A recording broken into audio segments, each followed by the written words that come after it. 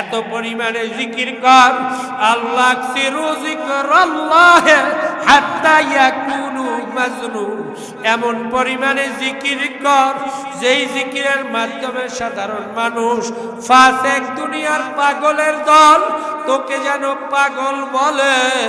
এই পরিমাণে জিকির কর, জিকির করিয়া অন্তরকে পরিশুদ্ধ করিয়া ফেলা, কারণ অন্তরের মধ্যে রিয়া বক্স হাসাদকে কিনাওকে যাওকে মাল গায়রুল্লাহ যা কিছু আছে রে গোলাম ও বান্দির দলেরা, এই লার তরবারি মারিয়া সব গায়রুল্লাহকে বের কর। লা মানি নাই ইল্লাল্লাহ, একমাত্র আল্লাহ ছাড়া। এই গায়রুল্লাহকে সব বের করিয়া দে, কারণ দুনিয়ার মধ্যে তুই কেউ ছিলি না। দুনিয়ার মধ্যে তুই এখন যারা আছো তোরা দুনিয়ার মধ্যে থাকতে পারবি না। আমার মাওলাই তো দুনিয়ায় আখিরাতের সকল জায়গায় বিরাজমান।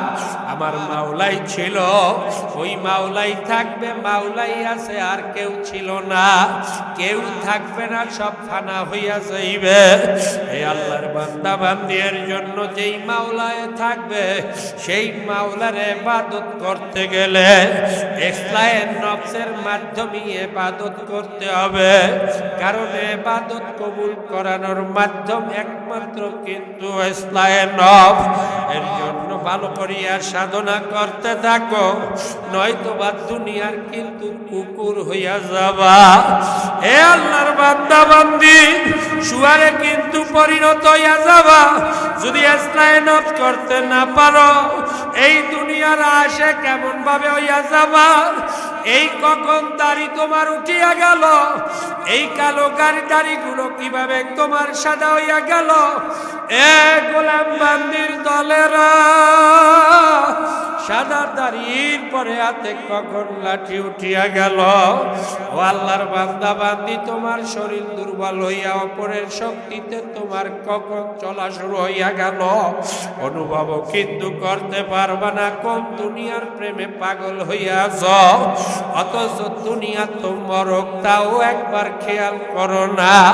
এই ইসলামের নফসের মাধ্যমে সব গায়রুল্লাহকে বের করো, হুব্বুল্লাহকে মাওলার মুহাব্বতকে অন্তরে বসাইয়া দাও। যদি অন্তরের মধ্যে মাওলার মুহাব্বত বসাইতেই পারো, সব গায়রুল্লাহকে বের করতেই পারো। আল্লাহর ফজল ও করমে মাওলাই যে বান্দা বান্দিকে হুকুম করছে, কুল ইন্না সালাতি ওয়া নুসুকি ওয়া মাহইয়ায়া ওয়া মামাতি লিল্লাহি রাব্বিল আলামিন করা সম্ভব। হে আল্লাহর বান্দা বান্দি, ব্যক্তি জীবন, পারিবারিক, সামাজিক, অর্থনৈতিক, রাজনৈতিক, সূরা সিরাত জাহের বাতেন আওলাদ পর্যন্ত কামাই খরচ লিল্লাহি রাব্বিল আলামিন যখন হইল, তখন আমার মাওলার প্রেমে এই বান্দা বান্দি পড়িয়া যাইবে। এই বান্দা বান্দির তখন এই দুনিয়ার মুহাব্বত তার অন্তরে থাকবে না। এই বান্দা বান্দির দুনিয়ার মুহাব্বত দূর করার জন্য পিছনে ইসলামের নফস করতে গেলে যখন বান্দা বান্দি জিকির করবে, বান্দা বান্দির পিছনে যেই তিন ধরনের দুশমন কাজ করে, আল্লাহ হামেশা গুনার দিকে ধাবিত করতে চায়, পরামর্শ দিতে থাকে ইন্নান নাফসাল আম্মারাতু বিসু, যেই নফসে আম্মারা বান্দা বান্দিকে গুনার দিকে ধাবিত করতে থাকে, করতে চায়। এই বান্দা বান্দির জিকিরের দ্বারা কিন্তু এই নফসে আম্মারা দুর্বল হইয়া যায়। আল্লাহর বান্দা বান্দি কিভাবে দুর্বল হয়? নফসে আম্মারাকে পরামর্শদাতা যেই শয়তান আছে, এই শয়তান কিন্তু অন্তরের মধ্যে বসিয়া বান্দা বান্দির কলবের মধ্যে নফসে আম্মারাকে হামেশা পরামর্শ দিতে থাকে। এই দুই ধরনের দুশমন দেখা যায় না। এই দুই ধরনের দুশমন দূর করতে গেলে মাওলার বেশি পরিমাণে আল্লাহ জিকির করতে হবে। আল্লাহ শয়তানু জাসিমুন আলা কলবি ইবনে আদম ফাইজা যাকারাল্লাহ কানাসা ওয়াইজা গাফালা ওয়াসওয়াসা। বান্দা যখন মাওলার জিকির করবে এই শয়তান অন্তর থেকে দূর হইয়া মাওলার প্রেম মোহাব্বত বসতে থাকবে। যখন এই বান্দা জিকির হামেশা চালাইতেই থাকবে, শয়তান আর বসতেও পারবে না, নফসে আম্মারা আর পরামর্শ দাতাও পাবে না, নফসে আম্মারা আস্তে আস্তে দুর্বল হইতে থাকবে। এই বান্দার অন্তরগুলো মাওলার প্রেমে পড়িয়া মাওলার ইবাদতে মশগুল হওয়ার আগ্রহ জন্ম হইতে থাকবে।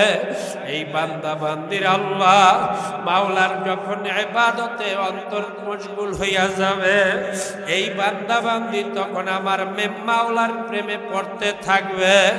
এই মাওলার প্রেমে যখন বান্দা বান্দি পড়বে, এই মাওলার প্রেমিক যখন বান্দা হবে, দুনিয়ার মোহাব্বত যখন দূর হবে, অন্তরের মধ্য থেকে সব গায়রুল্লাহ বের হইয়া দুনিয়ার মোহাব্বত আর যখন খুঁজিয়া পাইবে না, ছেলের মোহাব্বত তার অন্তরে থাকবে না, মেয়ের মোহাব্বত দুনিয়ার প্রেম দুনিয়ার সম্পদের প্রেম যখন এই অন্তরে আর খুঁজিয়া পাইবে না, এই বান্দা যখন মাওলারকে মাওলার বান্দা মাওলাকে যখন কলবের মধ্যে কুলুবুল মুমিনিনা রাসূলুল্লাহ এই অন্তর পরিণত করিয়া ফেলাইতে পারবে, এই বান্দার মধ্যে যখন মাওলা বসিয়া যাইবে, তখন এই বান্দা আমার মাওলার জন্য এমন ভাবে আল্লাহ এমন ভাবে মাওলার প্রতি আগ্রহী হইয়া যাইবে, মাওলা ছাড়া এক মুহূর্ত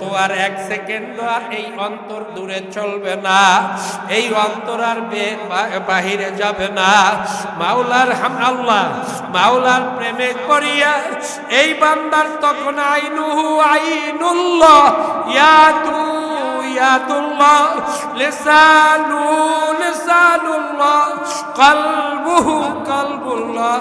এই বান্দার আর অবশিষ্ট কিছুই যখন খুঁজিয়া পাইবে না, মাওলার কুদরতি সকল অঙ্গ প্রত্যঙ্গে যখন পরিণত হইয়া যাইবে, মাওলার প্রেমে পড়িয়া বান্দা যখন সেবগাত আল্লাহ ওয়া মান আহসানু মিনাল্লাহি সেবগা, মাওলার রঙে যখন বান্দা রঙিন হইয়া যাবে, তখন এই বান্দার মধ্যে আর শয়তান আর নফসে আম্মারা কাজ করতে পারবে না। এই বান্দার অন্তর তখন নফসে মুতমাইন্নায় পরিণত হইয়া যাবে। হামেশা নেক কোন জায়গায় কিভাবে অর্জন করা যায় তার জন্য পাগল হইয়া যাবে। এই বান্দা তখন মাওলার প্রেমে পড়িয়া আল্লাহ নামাজে দাঁড়াইয়া মাওলাকে দেখিয়া নামাজ পড়বে, জিকির করবে মাওলাকে দেখিয়া, মাওলার প্রেমে পড়িয়া মাওলাকে নিয়া হামেশা থাকবে। আর এক মুহূর্ত এই বান্দা বান্দি মাওলা ছাড়া থাকতে পারবে না।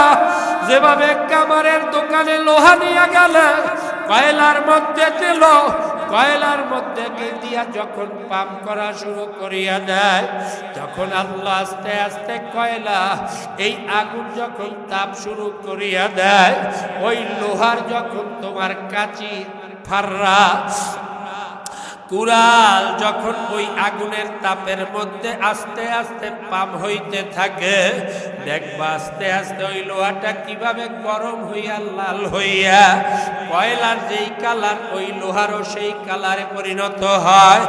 এই লোহার যখন আল্লাহ ওই কয়লা যেভাবে একজনকে পুরাইয়া সারকার করিয়া দিতে পারে, ঠিক ওই লোহাটাও সেইভাবে তোমার পুরিয়া সারকার করিয়া তোমাকে দিতে পারে।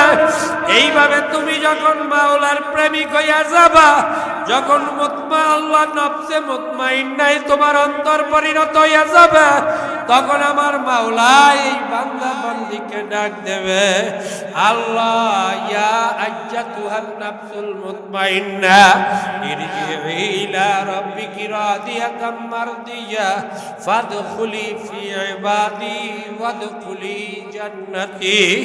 এই বান্দা বান্দিকে ডাক দেবে, নফসে মুতমাইন্নার দলেরা, আসো আসো, আল্লাহ আল্লাহ আমার জান্নাতে তুমি প্রবেশ করো।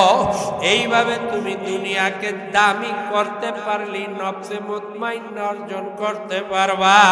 আর দুনিয়াকে যদি তুমি আশার ফানুস জ্বালাইয়া দুনিয়ার প্রেমে পড়িয়া যাও, আল্লাহকুমুত তাকাসুর হাত্তা যুরতুমুল মাকাবির, এই দুনিয়ার প্রেমে পড়িয়া যদি দুনিয়া দুনিয়া করতে থাকো, ও আল্লাহর বান্দা বান্দি শুয়ার কুকুরে পরিণত হইয়া যাও। ও আল্লাহর বান্দা বান্দি এই দুনিয়াকে অর্জন করতে পারবা না, দুনিয়ায় আর থাকতে পারবা না।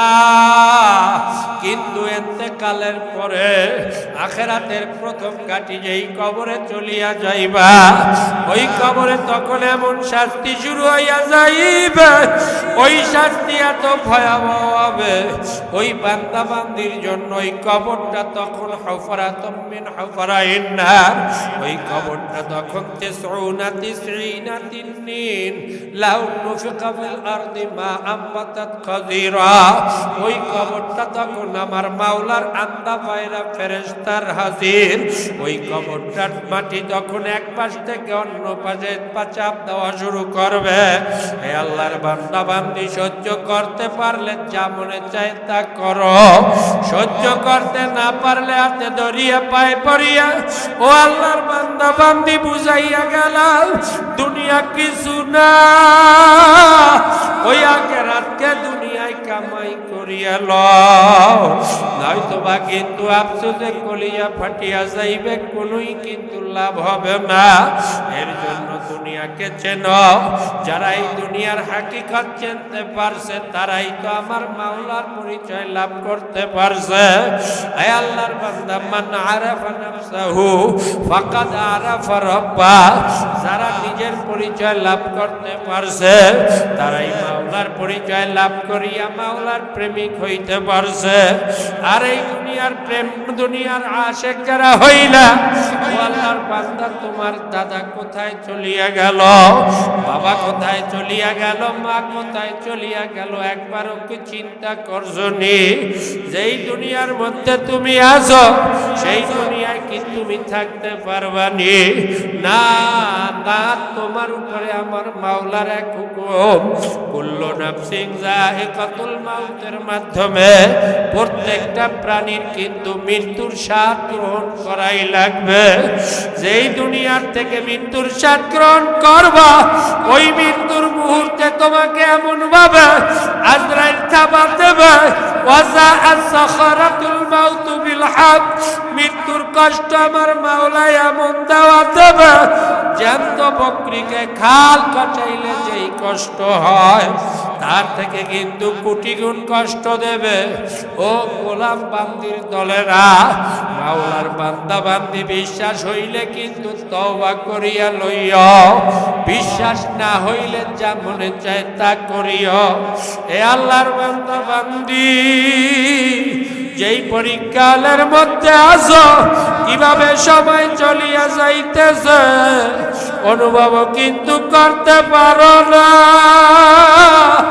ও আল্লাহর বান্দা বান্দি, একটা নিঃশ্বাস ছাড়লে দুনিয়ার মধ্যে তোমার জন্য যেই কয়টা নিঃশ্বাস নির্ধারিত তার একটা কিন্তু চলিয়া গেল।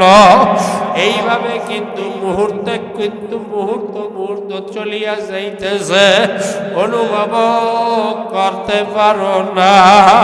ও আল্লাহর বান্দা বান্দি, এই দুনিয়ার হাকিকত যেন हकीकत से तू दुनिया में खबर है, हकीकत से तू दुनिया में खबर है, दुनिया की नुमाइश पर नजर है।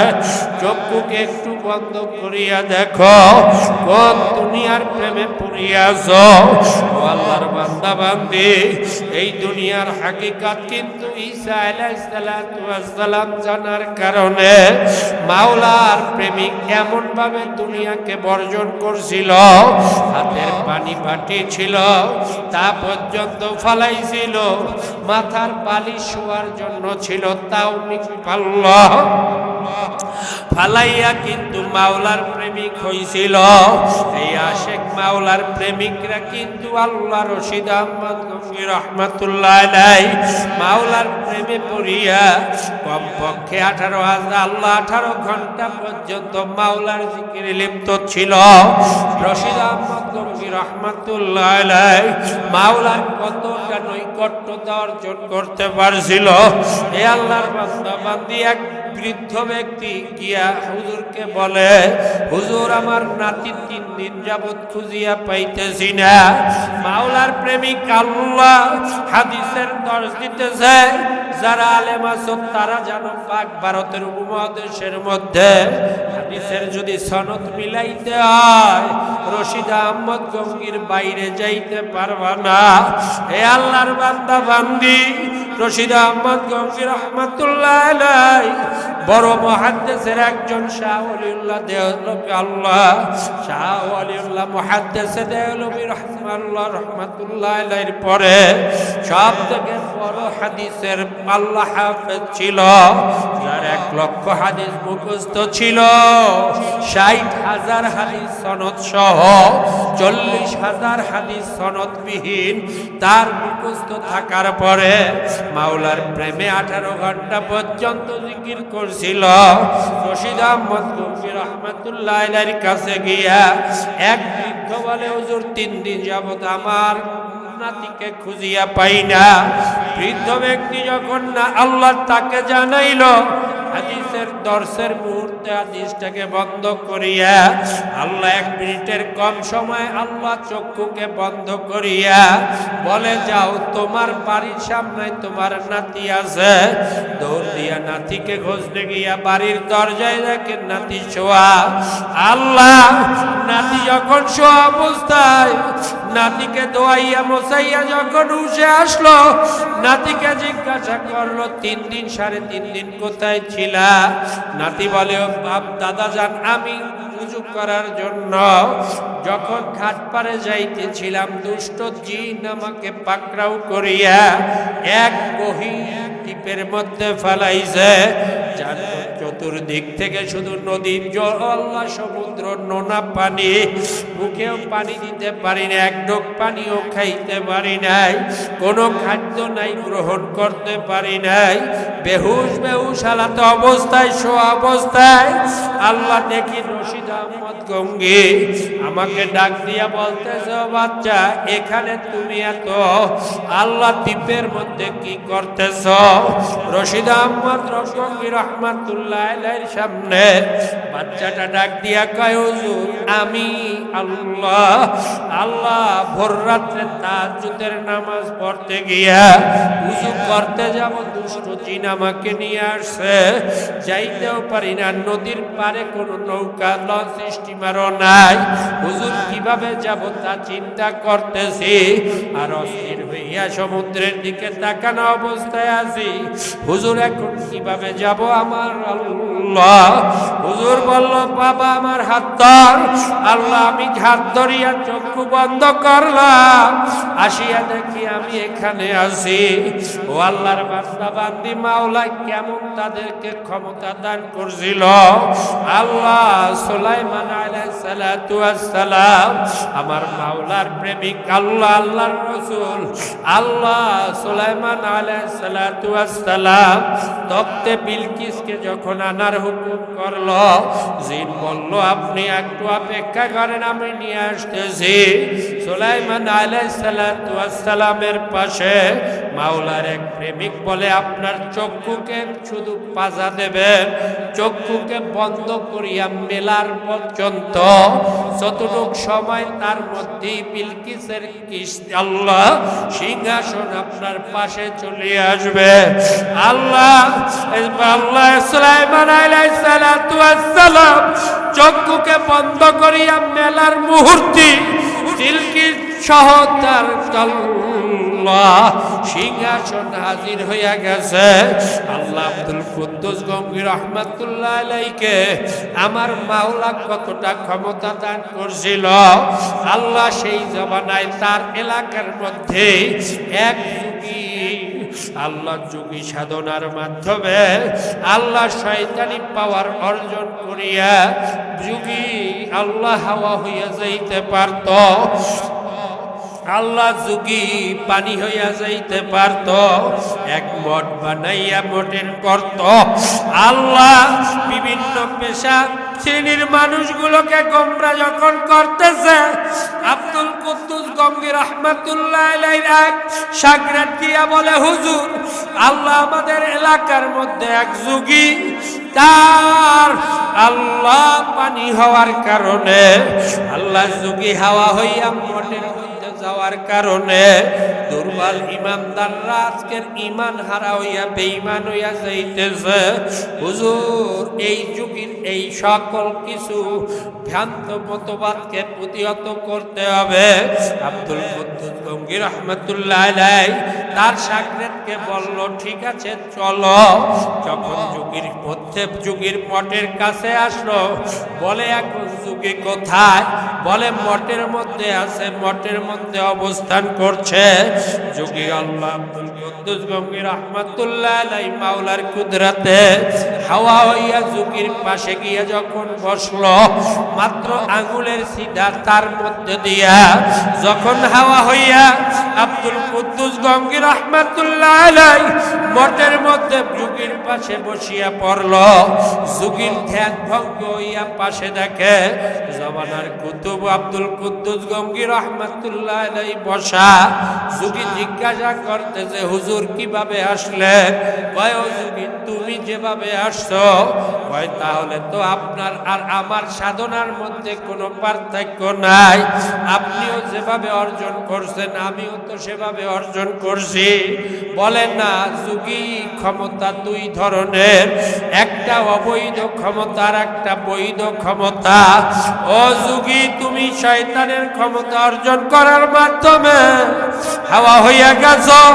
ও যোগী আমার মাওলার কুদরতে, মাওলার আল্লাহ ক্ষমতায় ক্ষমতাবান হইয়া আমি হাওয়া হইয়া গেছি।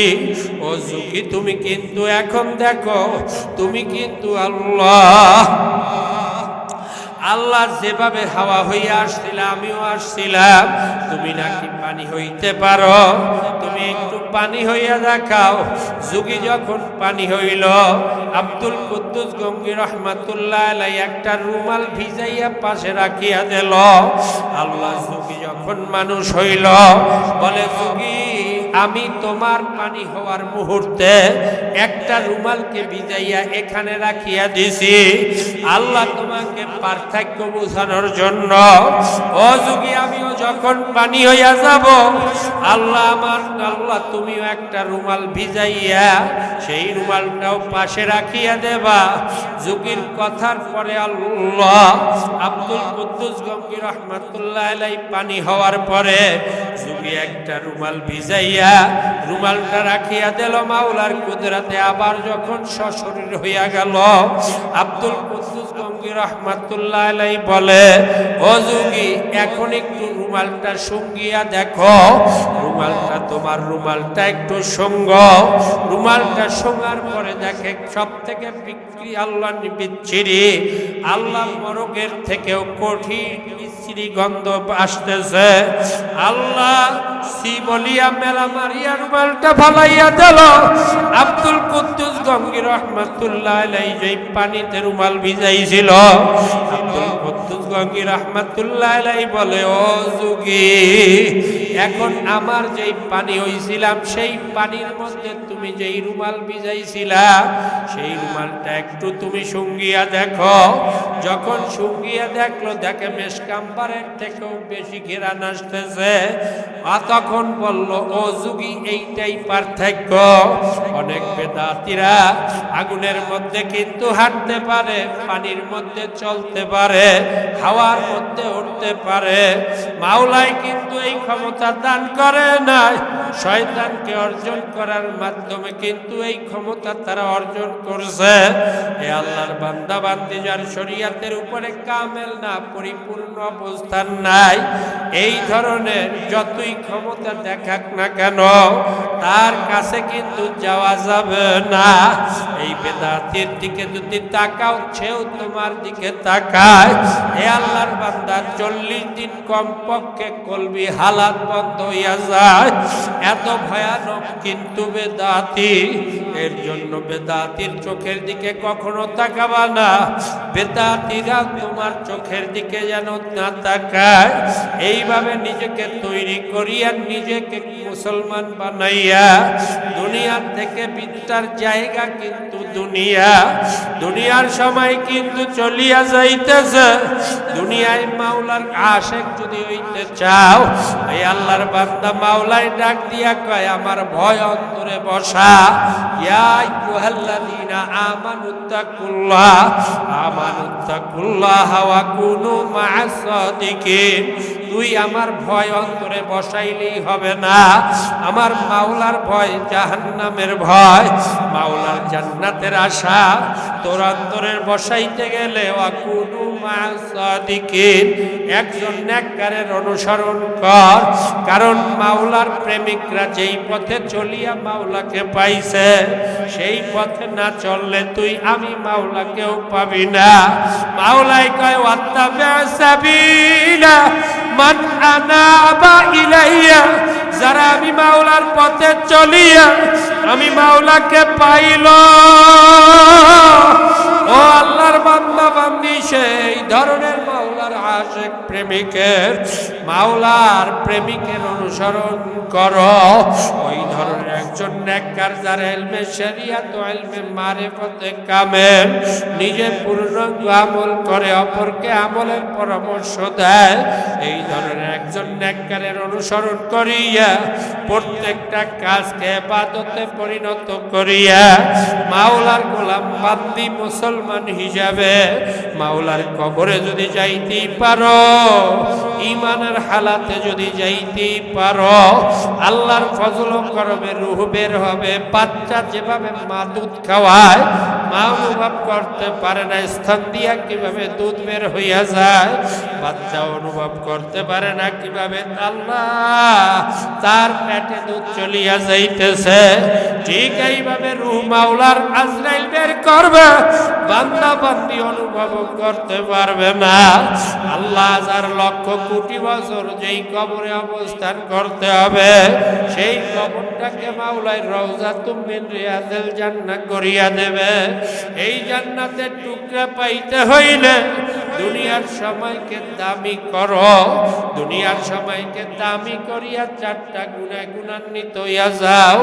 ইল্লাল্লাযীনা আমানু ওয়া আমিলুস সালিহাতি ওয়া তাওয়াসাউ বিল হক ওয়া তাওয়াসাউ বিস সাবর।